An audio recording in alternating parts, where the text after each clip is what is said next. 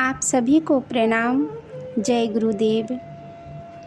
पुस्तक गायत्री ही कामधेनु है, जिसमें हमने पिछले वीडियो में सुना ऋषि मुनियों द्वारा गायत्री महिमा का गुणगान। आज हम सभी सुनेंगे वर्तमान शताब्दी के आध्यात्मिक महापुरुषों द्वारा गायत्री महिमा का गुणगान। वर्तमान शताब्दी के आध्यात्मिक तथा दार्शनिक महापुरुषों ने भी गायत्री के महत्व को उसी प्रकार स्वीकार किया है जैसा कि प्राचीन काल के तत्वदर्शी ऋषियों ने किया था। आज का युग बुद्धि और तर्क का प्रत्यक्षवाद का युग है। इस शताब्दी के प्रभावशाली गणमान्य व्यक्तियों की विचारधारा केवल धर्म ग्रंथों या परंपराओं पर आधारित नहीं रही है। उन्होंने बुद्धिवाद, तर्कवाद और प्रत्यक्षवाद को अपने विचार और कार्यों में प्रधान स्थान दिया है। ऐसे महापुरुषों को भी गायत्री तत्व तथा सब दृष्टिकोण से परखने पर खरा सोना प्रतीत हुआ है। नीचे उनमें से कुछ के विचार आइए हम सभी सुनते हैं।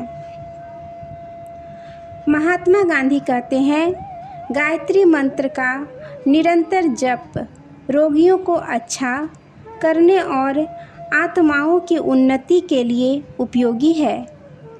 गायत्री का स्थिर चित्त और शांत हृदय से किया हुआ जप आपत्ति काल के संकटों को दूर करने का प्रभाव रखता है। लोकमान्य तिलक कहते हैं, जिस बहुमुखी दासता के बंधनों में भारतीय प्रजा जकड़ी हुई है, उसका अंत राजनीतिक संघर्ष करने मात्र से ना हो जाएगा। उसके लिए आत्मा के अंदर प्रकाश उत्पन्न होना चाहिए, जिससे सत्य और असत्य का विवेक हो, कुमार्ग को छोड़कर श्रेष्ठ मार्ग पर चलने की प्रेरणा मिले। गायत्री मंत्र में यही भावना विद्यमान है।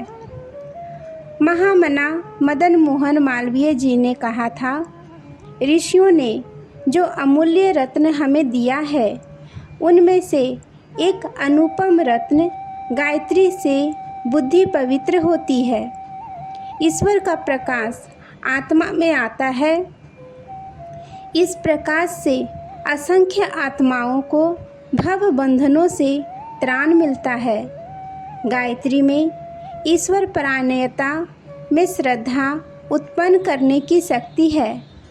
साथ ही वह भौतिक अभावों को दूर करती है। गायत्री की उपासना करना ब्राह्मणों के लिए अत्यंत आवश्यक है। जो ब्राह्मण गायत्री जप नहीं करता, वह अपने कर्तव्य धर्म छोड़ने का अपराधी होता है।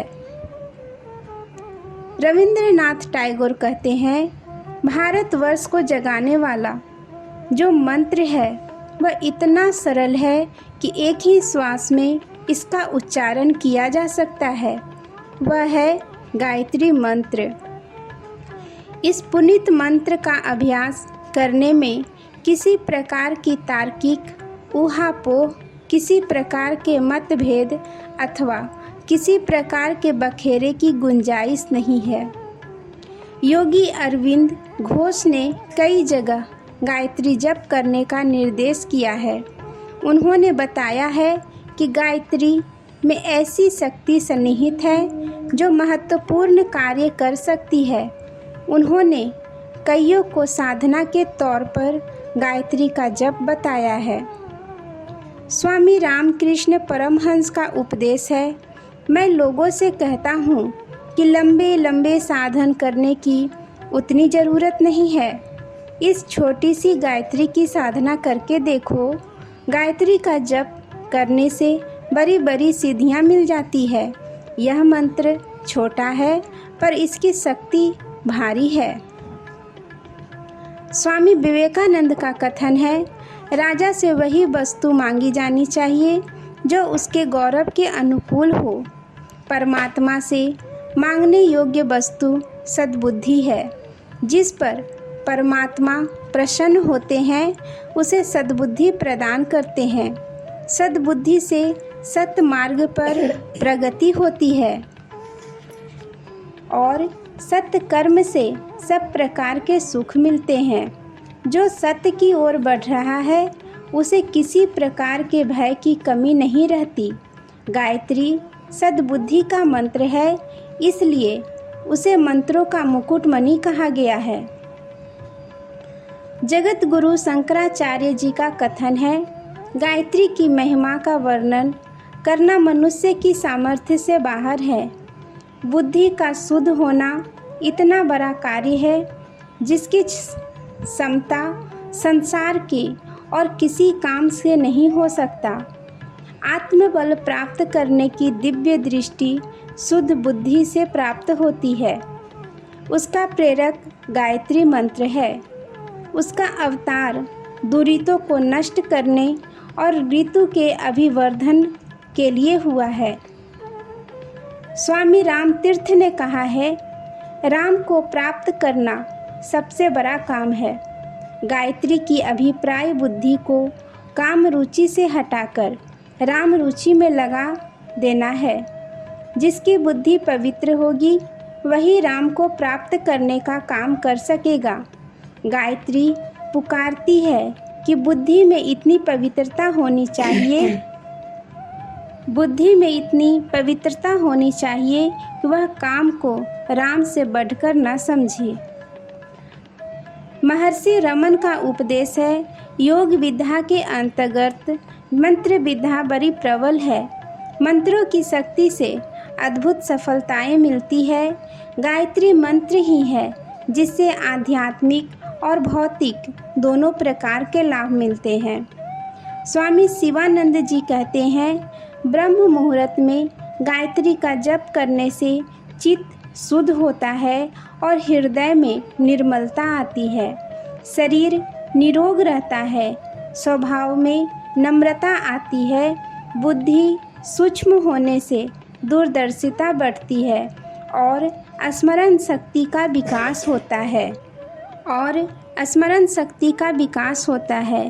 कठिन प्रसंगों में गायत्री द्वारा दैवी सहायता मिलती है, उसके द्वारा आत्मदर्शन हो सकता है।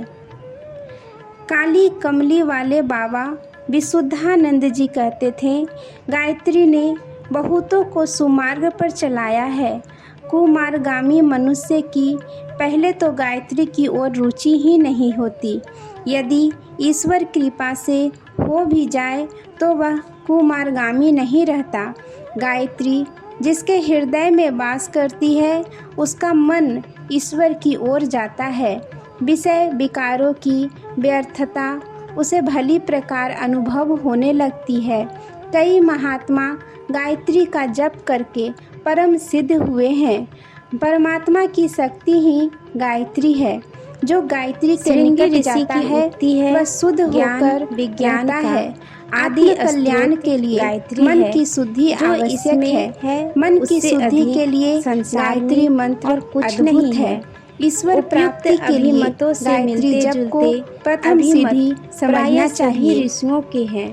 दक्षिण भारत के प्रसिद्ध कि कोई आत्मज्ञानी अन्य विषयों में शुभाराम चाहे आपस का मतभेद रखते रहे हों, नारायण की देवी के बारे में प्रकृति को उन सब सावित्री समान श्रद्धा थी। आदि शक्ति होने के कारण अपनी उपासना में गायत्री कहते हैं स्थान। गीता में वर्णन आदित्य वर्ण धर्म ग्रंथों में किया जाता है। में गायत्री की उपासना करना में योग गायत्री की सबसे प्रथम तथा साधना पर प्रकाश डालने वाले श्री स्वामी करपात्री जी का कथन है, जो गायत्री के अधिकारी हैं तो एक बड़ा भारी नित्य नियमित पुराण से ही बन सकता है। जप करना चाहिए। आज के लिए द्विजों के लिए गायत्री हम सभी एक अत्यंत आवश्यक धर्म महापुरुषों ने गीता धर्म के व्याख्याता का गुणगान स्वामी विद्यानंद जी कहते हैं, हम सभी गायत्री बुद्धि को पवित्र करती है बुद्धि की पवित्रता से बढ़कर जीवन में और दूसरा लाभ नहीं है। इसलिए गायत्री एक बहुत बड़े लाभ की जननी है।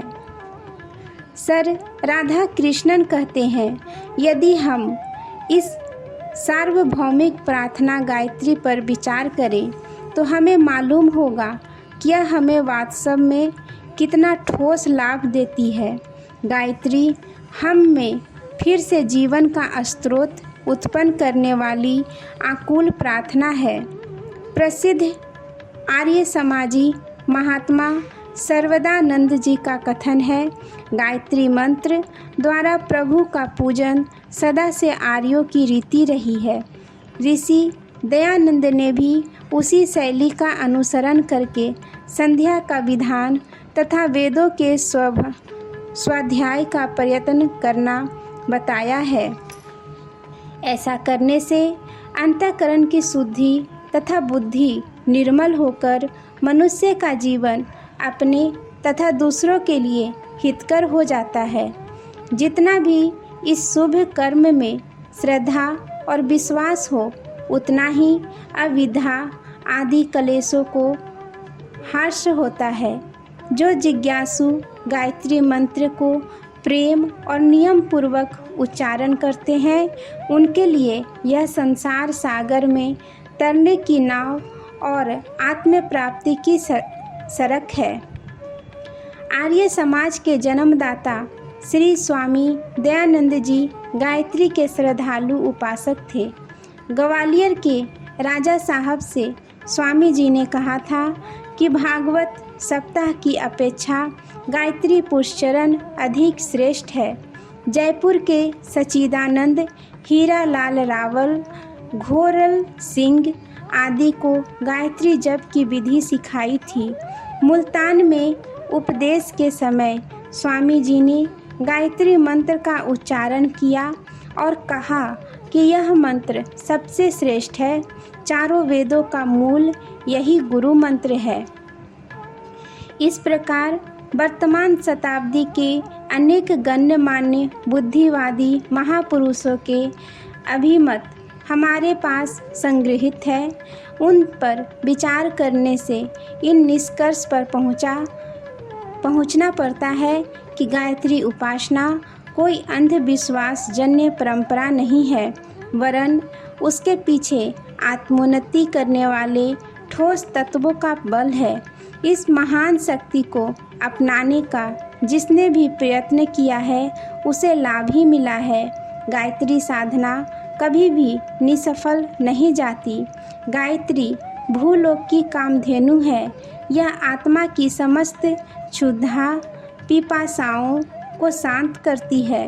भव बंधनों के जन्म मृत्यु के चक्र से छुड़ाने की सामर्थ्य के परिपूर्ण होने के कारण उसे अमृत भी कहते हैं।